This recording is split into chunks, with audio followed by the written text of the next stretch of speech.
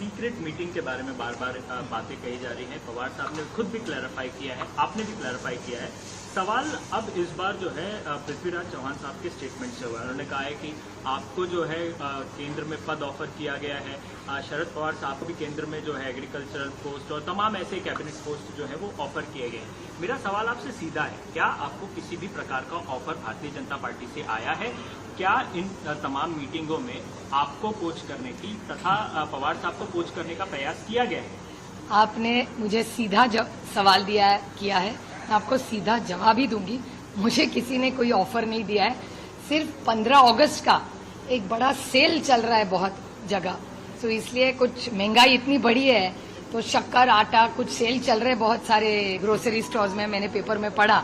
वो ऑफर मुझे पता है, बाकी कोई ऑफर मुझे नहीं। कांग्रेस पार्टी के लोग इस प्रकार के बयानात क्यों दे रहे हैं? आपके अलायंस पार्टनर है, कंफ्यूजन क्यों क्रिएट किया जा रहा है? क्या जानबूझ के ऐसी बातें की जा रही है? उनका ये भी कहना है कि आप लोग चुनाव भी जो है वो हो सकता है कि महाविकास अघाड़ी में फूट पड़ जाए, कांग्रेस और उद्धव गुट जो है साथ में चुनाव लड़े। क्यों ऐसे बार बार स्टेटमेंट दिए जा रहे हैं? वो मुझे नहीं पता। खुश नहीं है लोग।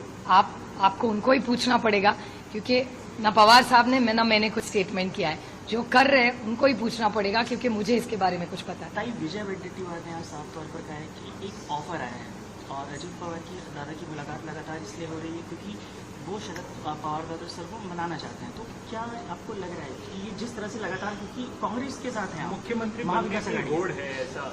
अभी कांग्रेस ने जो सवाल किया है उसका जवाब कांग्रेस ही दे सकती है, मैं नहीं दे सकती, क्योंकि मुझे कुछ पता ही नहीं है इस बारे में।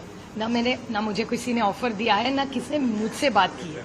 So I can't comment on something which is hypothetical and I don't know. Don't you think that there is a lack of communication within the Mahavikas Aghadi? Because the Congress party people are time and again making statement on Nationalist Congress Party. Why there is a need to comment on the alliance partner?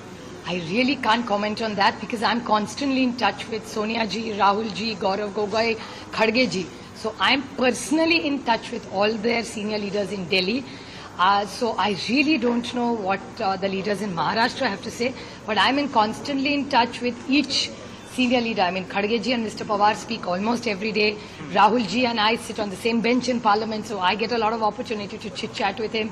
Sonia ji fortunately sits right in front of me, so I get a lot of time together to discuss a lot of important issues, and she's very, very kind and indulgent while talking to even junior people like us who are members of Parliament. She's very, very indulgent with her time with us.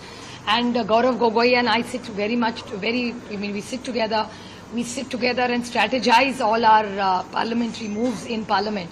So I have access to all the leadership in Delhi. So I really would not be able or be in a position, and it would be unfair on me to talk about their leaders in Maharashtra because I really haven't spoken to them, nor have they reached out to me.